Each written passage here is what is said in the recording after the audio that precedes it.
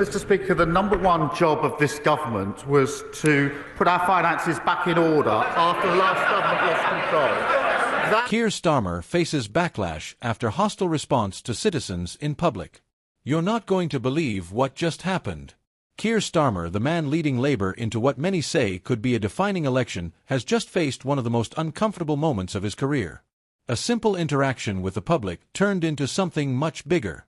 Something that now has people questioning his tone, his judgment, and even his ability to connect with ordinary citizens. The backlash has been fast, brutal, and impossible to ignore. And the way Starmer reacted in that moment? Let's just say it's going to be replayed, debated, and used against him for weeks to come. The incident unfolded on a busy high street in northern England. Keir Starmer, surrounded by aides and cameras, stopped to speak with a group of citizens. It was meant to be a chance to show his human side, to connect outside of the Westminster bubble. But instead, it backfired.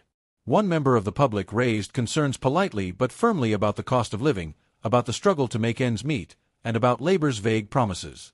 Instead of engaging calmly, Starmer's response came across as dismissive, even hostile. His tone sharpened, his body language stiffened, and at one point he snapped back with a remark that critics say sounded more like a lecture than a conversation. Within minutes, phones were out. The exchange was filmed, uploaded, and by evening it was viral. For a man trying to project steady leadership, the optics were disastrous. Keir Starmer has spent years branding himself as Mr. Sensible, the calm, serious alternative to the chaos of recent governments. But politics isn't just about policies. It's about perception, about how you make people feel. And in that moment, Starmer didn't look like a man listening. He looked like a man losing patience with the very people he claims to represent. A senior political editor noted, "You can recover from a bad policy launch. You can recover from a weak speech. But when voters see you dismiss them face to face, that leaves a scar." And that's exactly what reform and conservative voices are now circling around. Social media erupted almost instantly. One comment read, "This is why people don't trust politicians anymore, they can't even hear us without snapping." Another went viral saying, "If this is Starmer in opposition, imagine him in power." No thanks. But Labour loyalists pushed back. Some argued the video was clipped unfairly or taken out of context.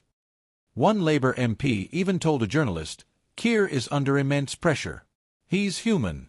But voters also need to see the bigger picture, which is change after years of Tory mismanagement. Still, the damage was done.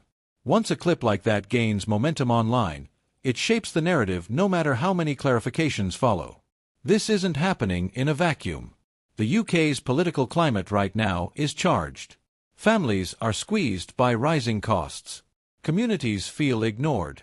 And faith in politicians is scraping the bottom. For months, Starmer has been criticized for being too careful, too bland, and too robotic.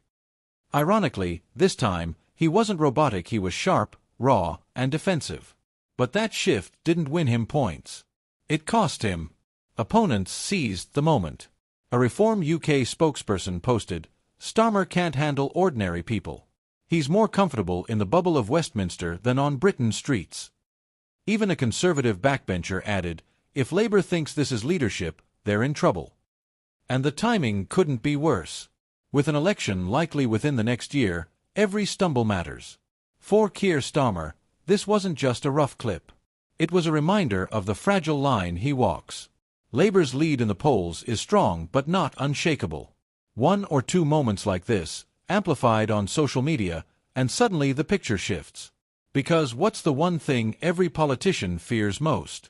Losing the ability to connect with the public. And for millions of undecided voters, especially those outside London, moments like these speak louder than any manifesto. So here's the big question. If Keir Starmer can't hold his cool with a handful of citizens in public, how will he handle the firestorm of a full election campaign? If he can't soften his tone now, when the spotlight is bright but not yet blinding, what happens when every step, every word, every stumble is magnified across the nation? Because make no mistake, this moment wasn't just about one heated exchange. It was about trust, tone, and the very image of a man who wants to be Prime Minister. And the fallout, that's only just beginning.